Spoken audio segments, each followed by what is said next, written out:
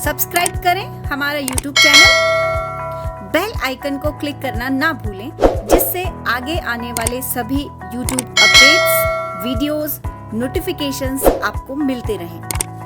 अब बताओ अपना टॉपिक चल क्या रहा है? संविधान सभा। क्या चल रहा है? संविधान सभा। अपन किसके बारे में पढ़ेंगे? संविधान सभा। कौन सी बैठक के बारे में कल पढ़ चुके हैं? आज कौन सी बैठक? तीसरी। कुछ आगे के बारे में पढ़ेंगे, उसके बारे में क्या उसका वर्गीकरण रहा है। ठीक है, तो अब आराम से तसल्ली से सुनो इस पे।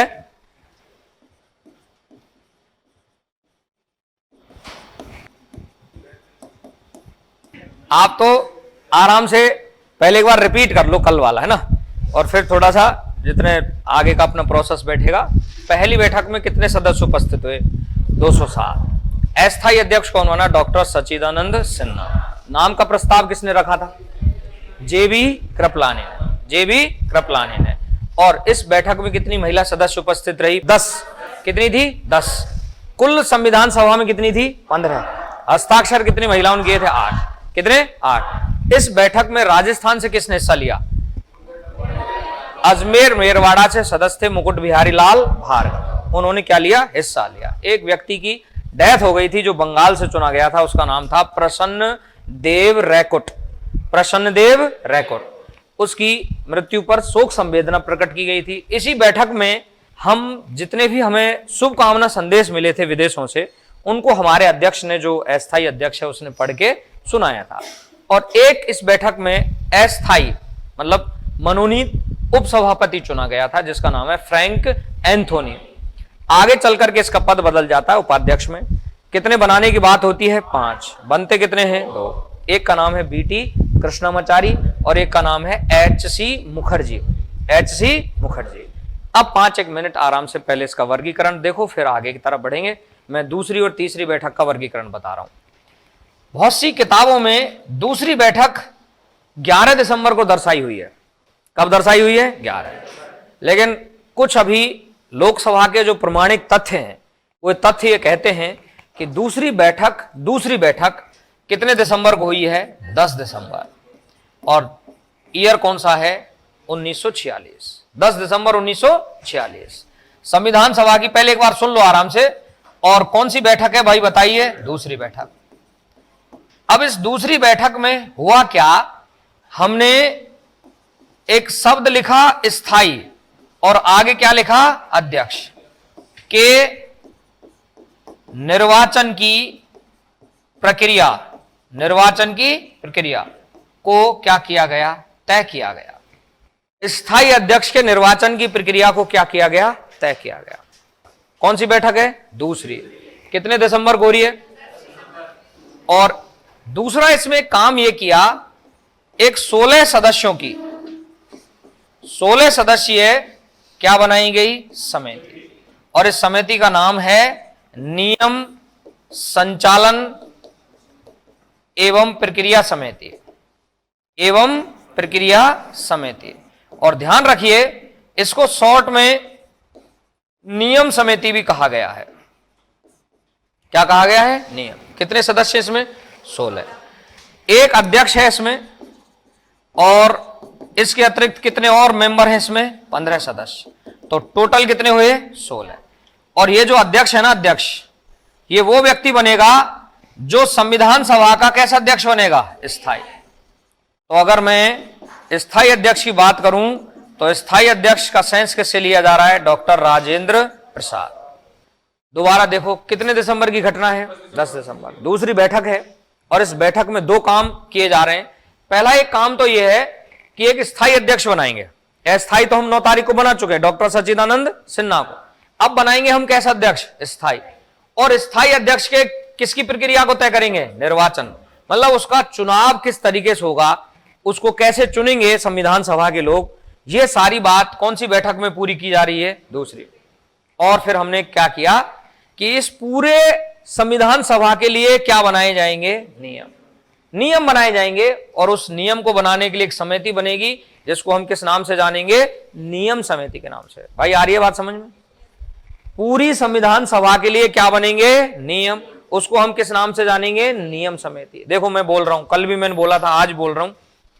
जैसे इस पूरे परिष्कार में या किसी भी जगह पे, आपके घर में, किसी संस्था में या कहीं पे भी जहां भी कुछ काम होता होगा वो किससे होता होगा?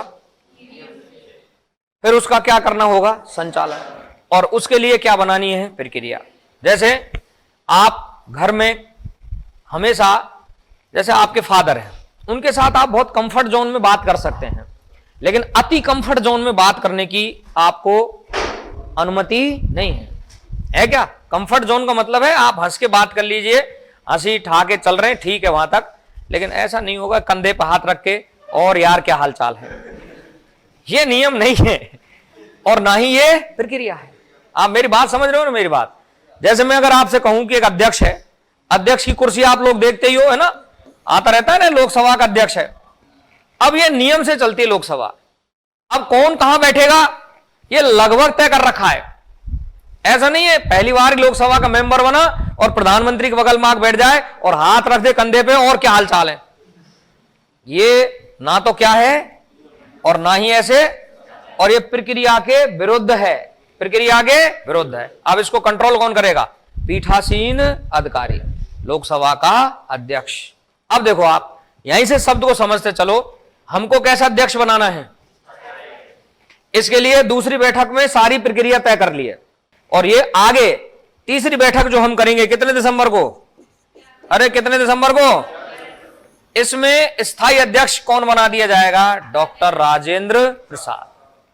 क्यों बना दिया जाएगा? क्योंकि इसके लिए पहले से जो प्रक्रिया थी, नियम जो संचालन करने की बात थी, ये कितने दिसंबर को पूरी कर ली गई थी? 10 दिसंबर 1946। 10 दिसंबर 1946। और 11 तारीख को फिर हमने क्या किया? 11 तारीख को बहुत सारी किताबों में, मैं फिर कह रहा हूं कि दूसरी बैठक 11 दिसंबर को दी गई है, लेकिन अभी कुछ नया अपडेट है भारत सरकार का।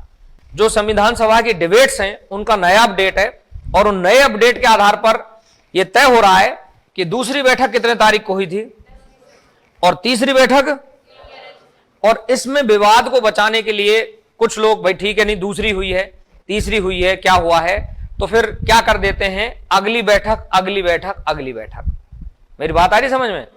ताकि इस विवाद को जो दूसरी और तीसरी का है ये खत्म हो जाए। तो फिर क्या लिख दिया है किताब वालों ने?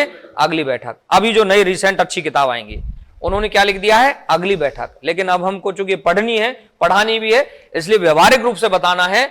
तो दूसरी बैठक कितने तारीख को हुई और तीसरी बैठक स्थायी अध्यक्ष कौन बना? डॉक्टर राजेंद्र प्रसाद। अब देखो यहीं से एक बात आपको आज से ही समझनी है और जो आपके लगभग आगे 40-50 दिन की प्रक्रिया में काम आएगी। वो देखो आप आराम से, ये कौन सा सदन दिखाई दे रहा है? ये कौन सा सदन दिखाई दे रहा है? इस लोकसभा और विधानसभा को बोला जाता है दोस्तों कैसा सदन? अस्थायी। कैसा सदन बोला जाता है? अस्थायी। और अस्थायी सदन है ना, इसमें हम क्या बनाते हैं? एक बताओ, अध्यक्ष, और एक क्या बनाते हैं? उपाध्यक्ष। इसमें भी एक क्या बनाते हैं? अध्यक्ष, और एक क्या बनाते हैं? उपाध्यक्ष बनाते हैं। अब ये दोनों सदन कैसे हैं? स्थायी हैं। जब भी इनकी, आराम से देखिए, जब भी इनकी कौन सी बैठक आती है? अरे जब भी कौन सी बैठक आती है, और ये मैंने क्या शब्द लिखा है पढ़ के देख लो एक बार। नव निर्वाचित लोकसभा की कौन सी बैठक? पहली बैठक। और नव निर्वाचित विधानसभा की कौन सी बैठक? पहली बैठक। इस पहली बैठक की अध्यक्षता देखो कौन करता है, ढंग से देख लो कौन करता है? अस्थायी अध्यक्ष। इसको अंग्रेजी शब्द दिया गया है प्रोटेम स्पीकर। क्या शब्द दिया गया है? Protem speaker. और इसको भी क्या शब्द दिया गया है बताइए? Protem speaker. Protem speaker. आराम से देखो, प्रोटेम स्पीकर की नियुक्ति अगर लोकसभा की बात है तो कौन करेगा? राष्ट्रपति। और अगर विधानसभा की बात है तो कौन करेगा? कौन करेगा? राज्यपाल। ये कैसा सदस्य होता है? वरिष्ठतम। कौन? अरे भाई कैसा सदस्य होता है? वरिष्ठतम। किसका? विधानसभा। ये भी कैसा सदस्य होता है? वरिष्ठतम सदस्य होता है। कौन से सदन का बताइए? लोकसभा का। कौन से सदन का? लोकसभा। मैंने आपको संविधान सभा की पहली बैठक बताई। कौन सी बैठक बताई? पहली। और मैंने ये बोला सबसे वरिष्ठतम वयोवृद्ध सदस्य का नाम है डॉक्टर सच्चिदानंद सिन्हा। उस सच्चिदानंद सिन्हा को कौन सा अध्यक्ष बनाया जा रहा है? अस्थायी। कैसा अध्यक्ष बनाया जा रहा है? अस्थायी। बाद में मैं वही बोल रहा हूं, बाद में सभी सदस्य एक कैसे अध्यक्ष का चयन करते हैं, ये सदन कैसा है, अस्थायी, और अध्यक्ष कैसा बनाना है, स्थायी। आप समझिए, स्थायी का मतलब पूरी तरीके से परमानेंट नहीं, आजीवन नहीं है। मतलब शुरुआत के जो 5 साल की व्यवस्था है उसमें जो व्यक्ति रहेगा, हम चाहें तो स्थायी इसके आगे नहीं लगाएं। इसका ऑटोमेटिक मतलब ही क्या होता है, स्थायी, और हमने पहले से इसके नाम के आगे क्या लगा दिया है, अस्थायी। पहले से क्या लगा दिया है, अस्थायी, तो ये पता चल गया। और अगर मैं क्या शब्द यूज नहीं करूंगा, अस्थायी, तो वो बचेगा ही क्या, अध्यक्ष, उसको ही स्थायी माना जाएगा, स्थायी माना जाएगा। आराम से देखो, स्थायी अध्यक्ष के लिए एक शब्द लिख रहा हूं और वो शब्द क्या है, चयन। और जैसे मान लीजिए राजस्थान की विधानसभा में कितने सदस्य हैं, अब ये सब के सब मिलकर के किससे, बहुमत से एक तो कौन बना देंगे, अध्यक्ष, और एक कौन बना देंगे, उपाध्यक्ष। एक तो अध्यक्ष और एक उपाध्यक्ष। लेकिन जिस दिन विधानसभा की पहली बैठक हुई, कौन सी बैठक हुई, पहली, मतलब पुरानी वाली विधानसभा गई और नई वाली विधानसभा आई। क्यों ऐसा हुआ, क्योंकि सदन कैसा है, अरे भाई सदन कैसा है, इसलिए सदन हर 5 वर्ष में उससे पहले क्या किया जा सकता है, भंग किया जा सकता है। कौन भंग करेगा, कौन से सदन को, कौन भंग करेगा, कौन से सदन को, कैसा सदन है, अस्थायी। लेकिन मैं जो कह रहा हूं वो ये है कि इसमें हमको एक क्या बनाना है, अध्यक्ष। क्या बनाना है, अध्यक्ष। सदन कैसा है, अस्थायी, और एक कौन बनाना है, अध्यक्ष, और एक कौन बनाना है, उपाध्यक्ष। इनके नाम के आगे अगर मैं कुछ नहीं लगाऊं तो इसका मतलब ये परमानेंट है, स्थायी है।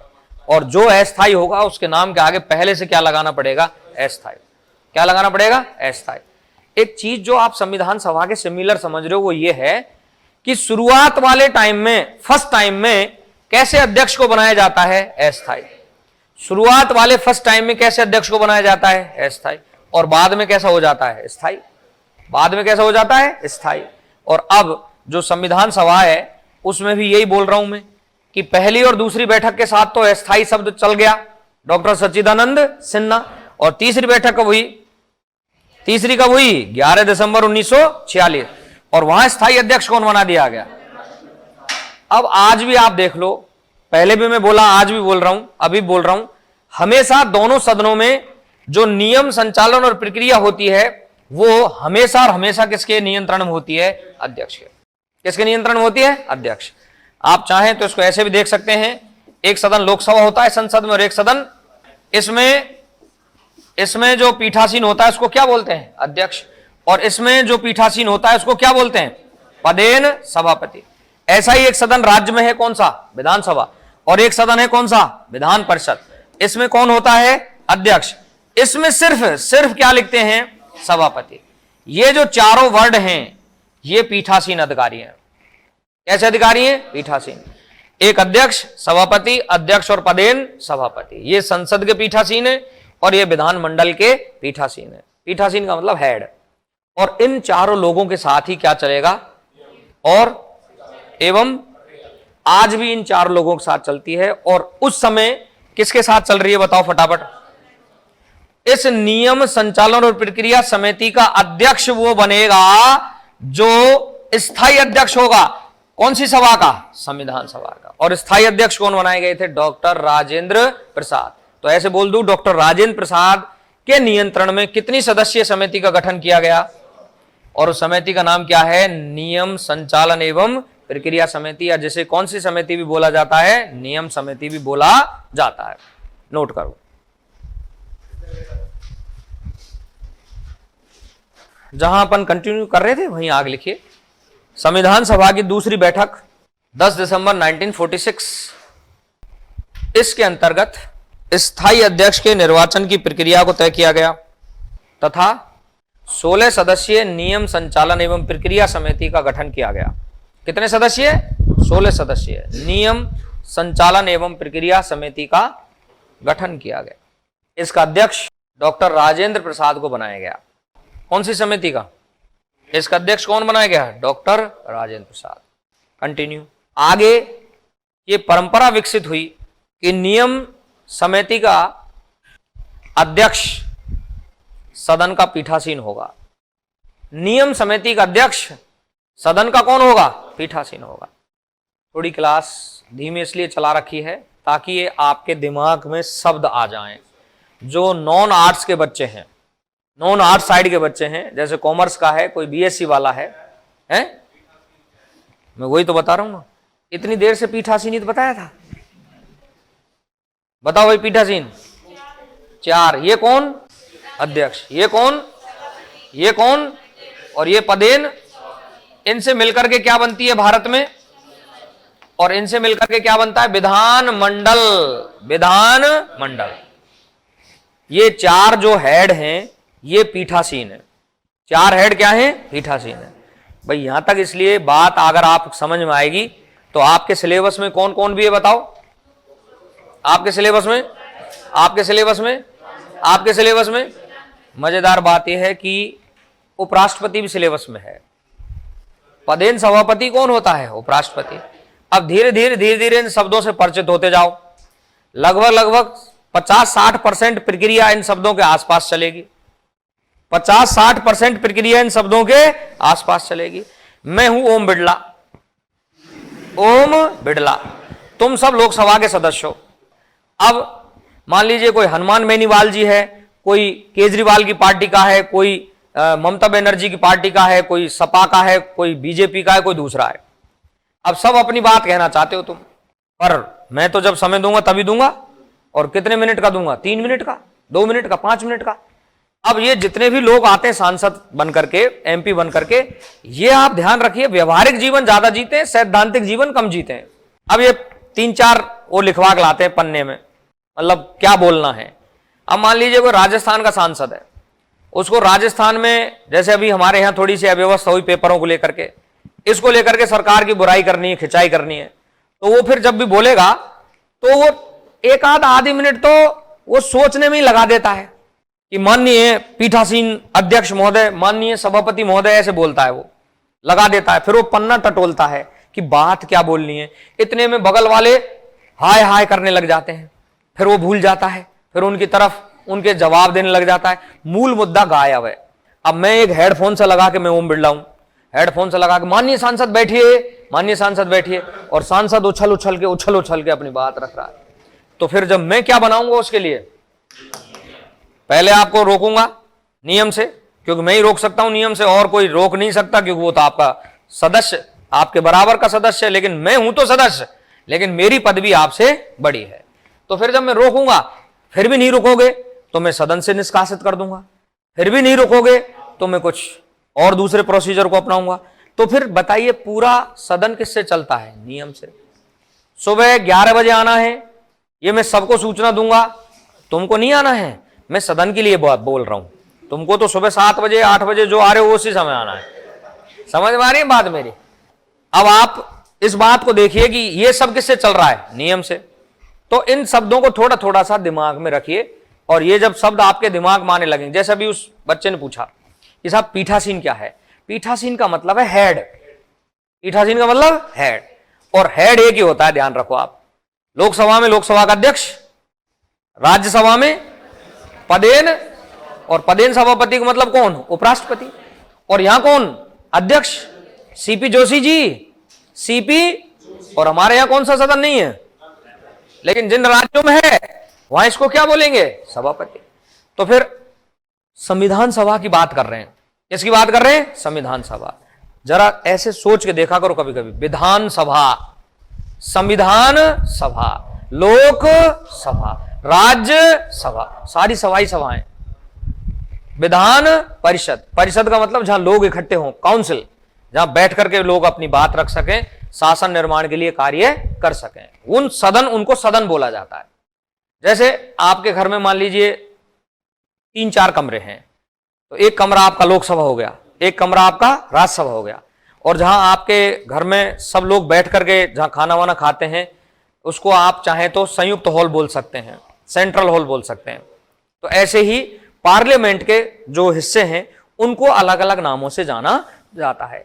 इन सब पर नियम से अधिकार किसका होता है? पीठासीन का। मैं कौन सी बैठक बता रहा हूं? दूसरी। कितने दिसंबर को हो रही है? 10। तीसरी, और हमने दूसरी बैठक में ही कौन सी समिति बना ली है? नियम समिति। और नियम समिति का अध्यक्ष हमने कह दिया है कौन बनेगा, और राजेंद्र प्रसाद कौन बन रहा है? अध्यक्ष। अरे राजेंद्र प्रसाद कौन बन रहा है? अध्यक्ष। और आगे परंपरा विकसित हो गई, जो अध्यक्ष होगा कौन से सदन का? जो अध्यक्ष होगा यानी सभापति हो किसका? विधान। जो अध्यक्ष होगा किसका? जो अध्यक्ष होगा किसका मतलब पदेन सभापति हो किसका? राज्यसभा का। वही इस समिति का क्या बनेगा? अध्यक्ष बनेगा। समिति का क्या बनेगा? अध्यक्ष बनेगा। अगला, नेक्स्ट, तीसरी बैठक।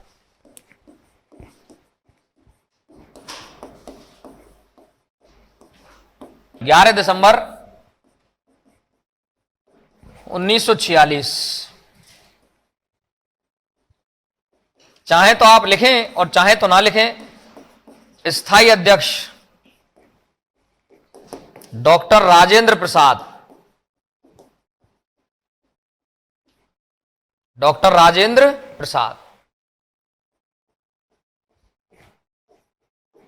निर्वाचित किए गए।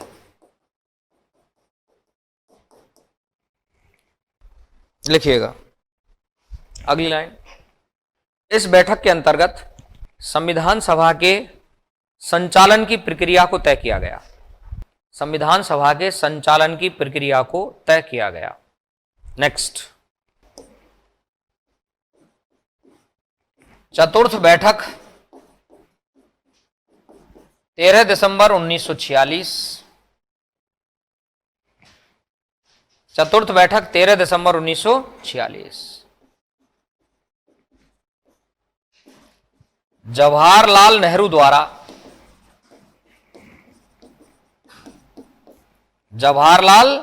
द्वारा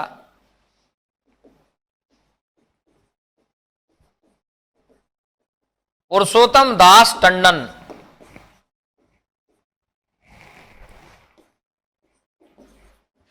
की सिफारिशों के आधार पर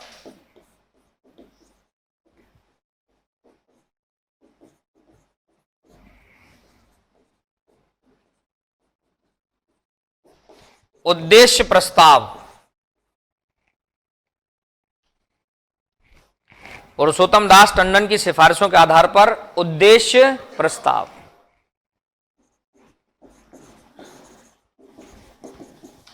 संविधान सभा में पेश किए गए। संविधान सभा में पेश किए गए।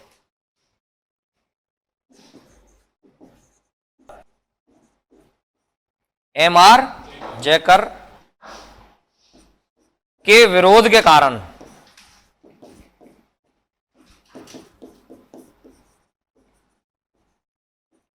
कुछ दिन इन पर चर्चा रोकी गई।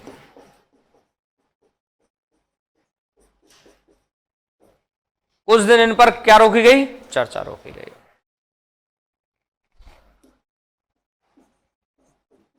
मुस्लिम लीग के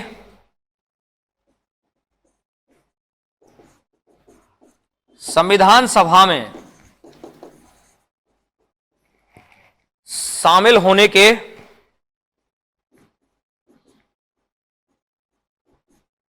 लिए चर्चा क्यों रोकी है भाई? ताकि कौन शामिल हो जाए? मुस्लिम लीग। किसमें? संविधान सभा में। इसलिए एम.आर. जयकर ने विरोध किया कि किस पर चर्चा रोक दीजिए? उद्देश्य प्रस्ताव पर। कुछ दिन रोक दीजिए। किसका इंतजार कर लीजिए? मुस्लिम लीग का, ताकि वो अगर संविधान सभा में आ जाए तो फिर हम अच्छे से ढंग से किस पर चर्चा कर सकें? उद्देश्य प्रस्ताव पर। कंटिन्यू। लेकिन 22 जनवरी, कंटिन्यू,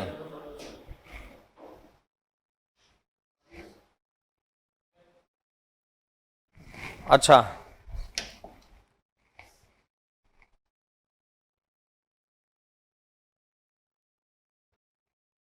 लेकिन 22 जनवरी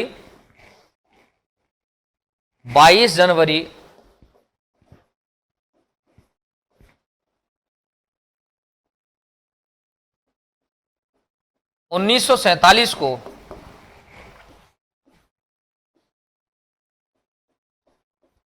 8 बिंदुओं के अंतर्गत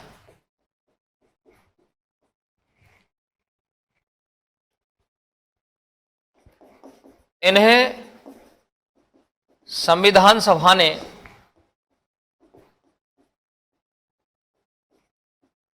अपना लिया। कितने बिंदुओं के अंतर्गत? 8 बिंदुओं के अंतर्गत उद्देश्य प्रस्तावों को किसने अपना लिया? संविधान सभा ने अपना लिया। ये शासन व्यवस्था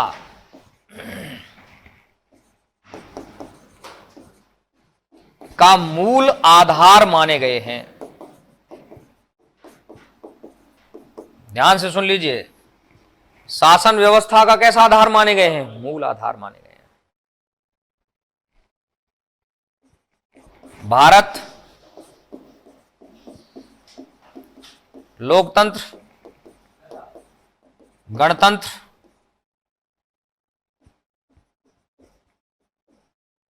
संप्रभु राष्ट्र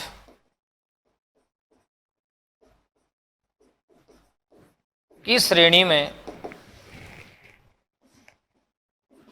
रहेगा। नागरिकों को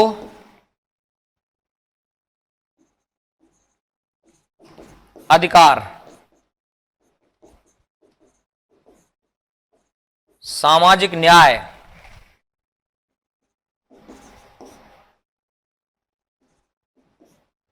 तथा विश्व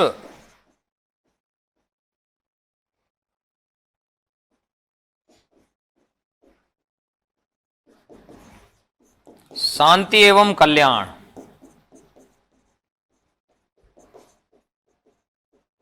की भावना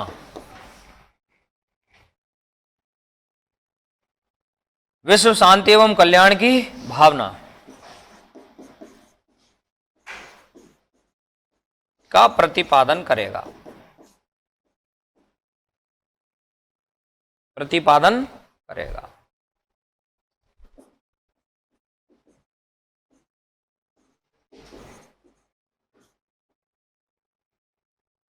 कन्हैयालाल माणिकलाल मुंशी के मुंशी ने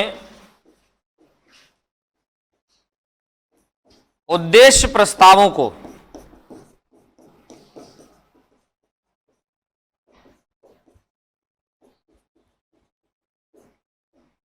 संविधान की जन्म कुंडली या जन्म पत्री कहा। के मुंशी ने उद्देश्य प्रस्तावों को संविधान की क्या कहा है? जन्म कुंडली या जन्म पत्री कहा है।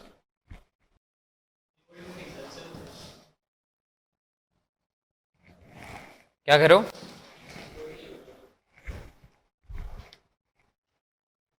अगली और लास्ट लाइन, उद्देश्य प्रस्ताव संविधान की प्रस्तावना या उद्देशिका कहलाए। इसी में यही अगली लाइन, उद्देश्य प्रस्ताव, कौन से प्रस्ताव? उद्देश्य प्रस्ताव संविधान की प्रस्तावना या क्या कहलाए? उद्देशिका। इसे संविधान की आत्मा कहा गया है।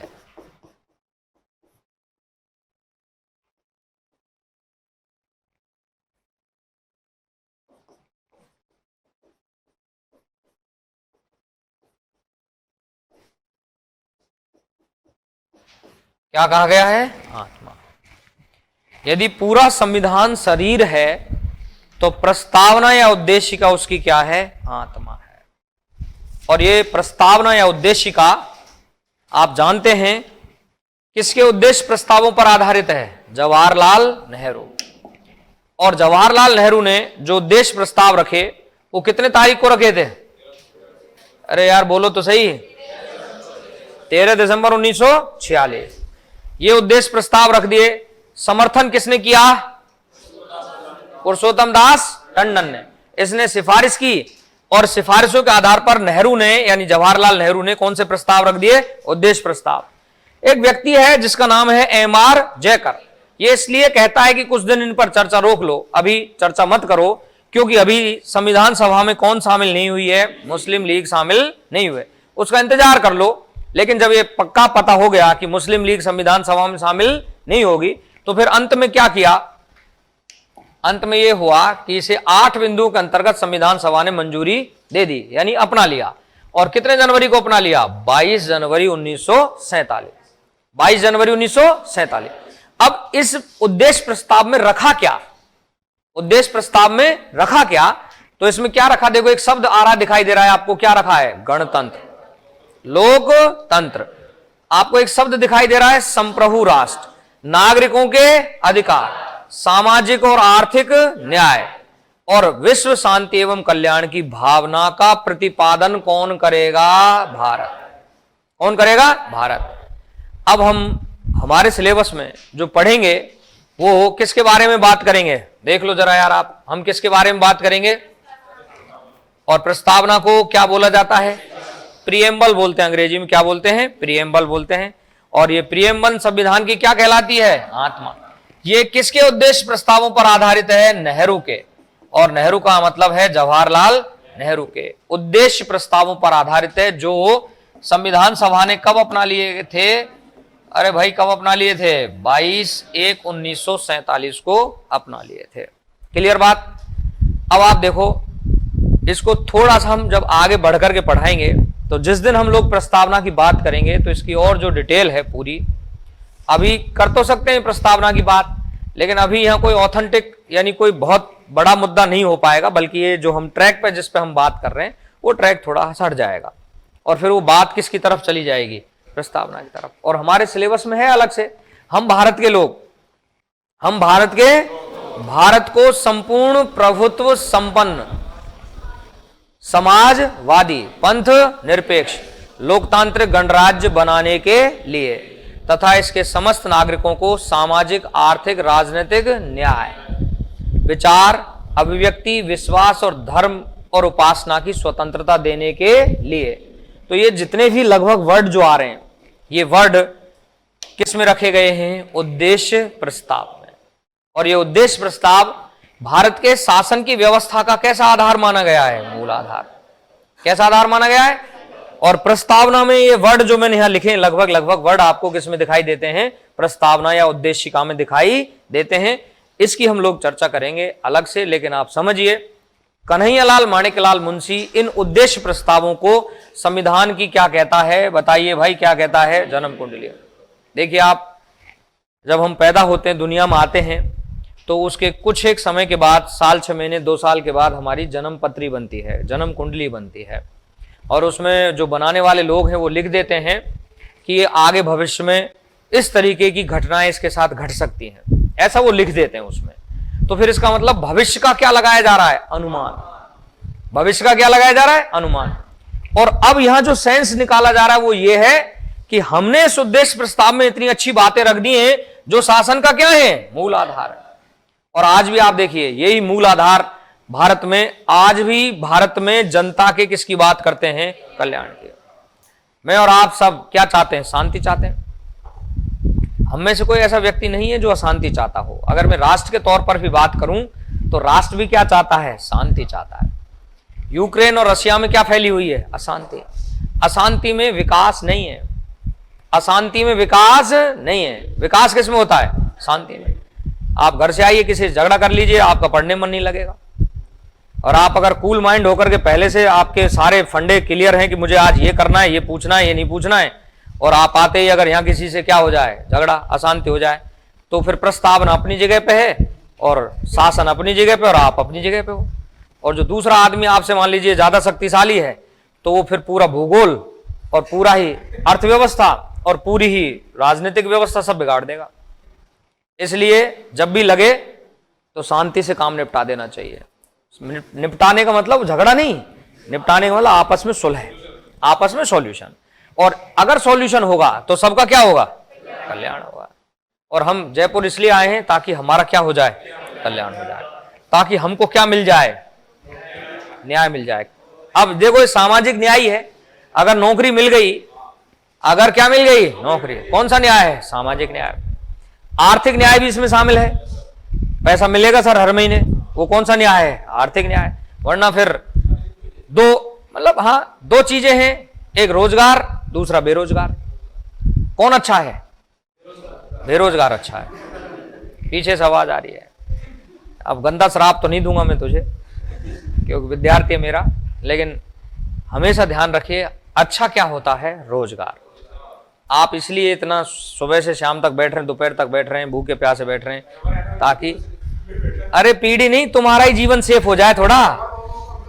हाँ यस, और जिसका रोजगार मिलता है तो उसकी निश्चित है उन्नति होती है, कल्याण होता है। चलिए आगे देखते हैं, हम कौन से तंत्र में रहते हैं, जनता का, जनता के लिए, जनता के द्वारा, सब कुछ मेरे और आपके लिए है, लेकिन सिर्फ है, होता नहीं है लेकिन उतना होता नहीं है। लेकिन जितना भी होता है उतना राजतंत्र से अच्छा है, जितना भी होता है उतना किससे अच्छा है, राजतंत्र से अच्छा है। कौन सा तंत्र, लोकतंत्र। लोकतंत्र कौन से तंत्र से श्रेष्ठ है, राजतंत्र। भले ही राजतंत्र में, सॉरी लोकतंत्र में कितनी ही कमियां हो, लोकतंत्र में कितनी ही क्या हो, कमियां हो, लेकिन फिर भी लोकतंत्र किससे श्रेष्ठ है, राजतंत्र से। और हमारे यहां राजाओं का शासन रहा, हम इससे बड़े परेशान रहे, और छोटी छोटी रियासतें थी, उनमें युद्ध बुद्ध का वो सारा माहौल रहता था, और बाद में हमने पूरी व्यवस्था को हटाया राजतंत्र वाली को, और कौन सा तंत्र अपनाया, लोकतंत्र।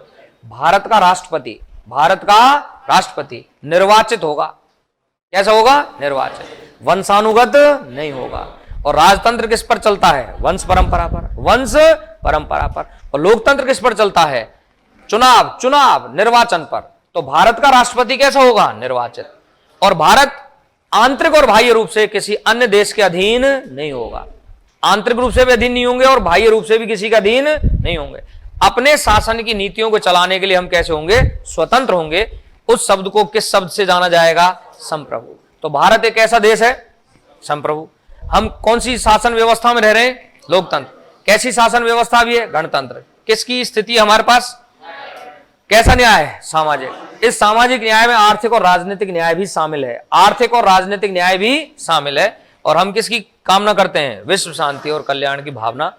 इसलिए ये शासन के कौन से आधार माने गए हैं, मूल आधार माने गए हैं। आगे यार बात अभी कहां खत्म हुई है, आप भागने के लिए सोचते हो यार। संविधान की क्या कहलाती है, आत्मा। क्या कहलाती है, आत्मा। बताओ कहां रहती है आत्मा, अंदर कहां, अंदर कहां, छाती में आत्मा कहां रहती है भाई, आत्मा अदृश्य है। कैसी है, अदृश्य, महसूस होती है सिर्फ, है, दिखाई नहीं देती है। हिंदी फिल्मों में एक लॉ चलती है ऐसी, क्या चलती है, लॉ। और जिस दिन हम मर जाते हैं, मतलब उस जिस दिन आत्मा हमारे शरीर से निकल जाती है, तो सभी लोग ये कहते हैं थोड़ा जल्दी करो, थोड़ा जल्दी करो। फिर चाहे कितनी सुंदर काया हो, कितना ही कुछ हो, वो कोई काम की नहीं है। इसलिए कहते हैं भीतर से सोच, आत्मा से सोच। अब उससे पूछें तू बता है कहां, बोले पता नहीं है पर सोच। तो इसका मतलब है कि एक ऐसी प्योर पवित्र वस्तु, एक ऐसा पवित्र कोई ऐसी व्यवस्था है जिस पर पूरी शरीर की व्यवस्था, जीवन की व्यवस्था टिकी हुई है। ऐसे ही पूरा संविधान किस पर टिका हुआ है, प्रस्तावना पर। किस पर, प्रस्तावना पर। और प्रस्तावना को क्या बोलते हैं, उद्देश्य का। और इसको क्या बोलते हैं, आत्मा। अगला पॉइंट, नेक्स्ट अगला पॉइंट लिखिएगा।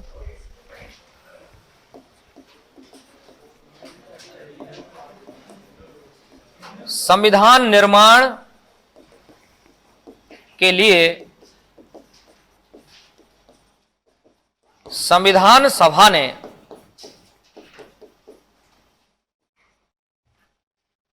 संविधान निर्माण के लिए संविधान सभा ने निम्न समितियों का गठन किया।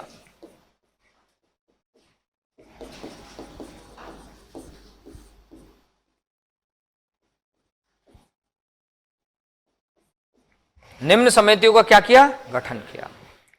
अब हम इसमें कुछ समितियां हैं जो 20-22 के आसपास समितियां हैं उनके बारे में चर्चा कर रहे हैं।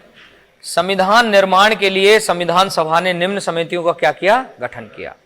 बस 1 मिनट इसको ऐसे सुन लो सिंपली, फिर स्टार्ट कल से करेंगे, लेकिन ऐसे सुन लो। जैसे देखो, मैं आपको उदाहरण के तौर पे बताता हूं।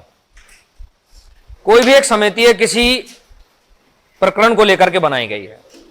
कोई भी एक क्या है, समिति है। जैसे मैं एक नाम लिख करके आपको बताता हूं और उस समिति का नाम क्या है, बताओ क्या नाम है, संघ शक्ति समिति।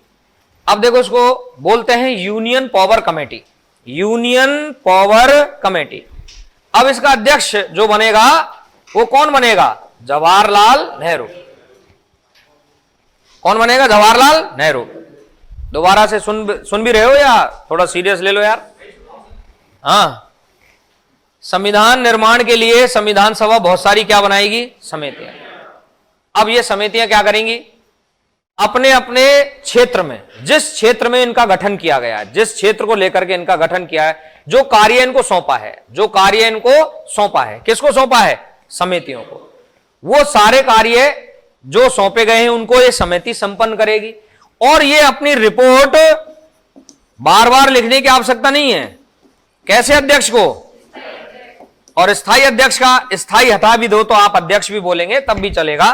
और अध्यक्ष का नाम क्या है, डॉक्टर राजेंद्र प्रसाद, राजेंद्र प्रसाद। तो ये बहुत सारी समितियां जो बनेंगी, इनके अलग अलग अध्यक्ष होंगे। ये अपनी रिकमेंडेशन, अपनी सिफारिश किसको सौंपेंगी, संविधान सभा के अध्यक्ष को सौंपेंगी।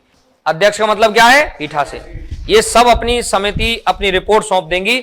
और आगे देखिए, ये व्यक्ति फिर इन रिपोर्ट को कहां रखवा देगा, सभा में। कहां रखवा देगा, सभा में।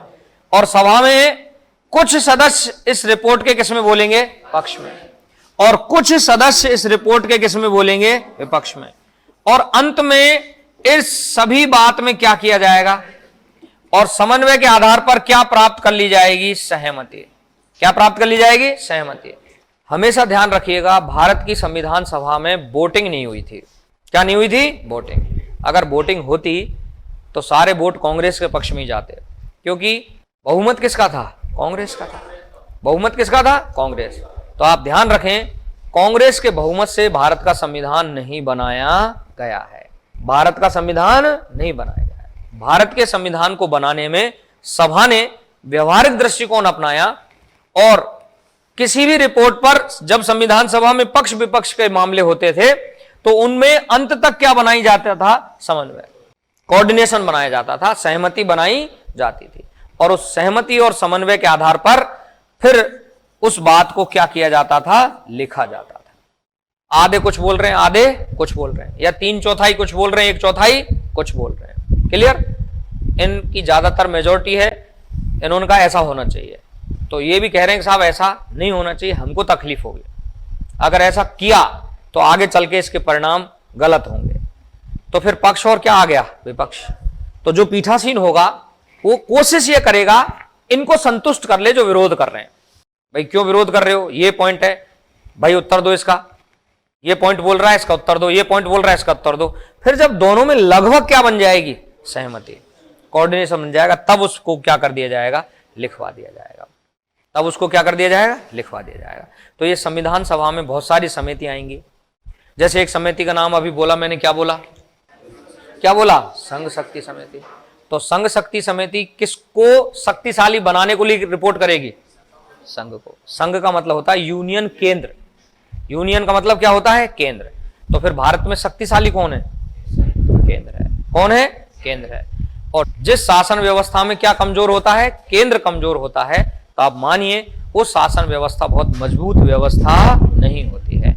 ये आप अपने पारिवारिक जीवन पर भी उस उदाहरण को ले सकते हो।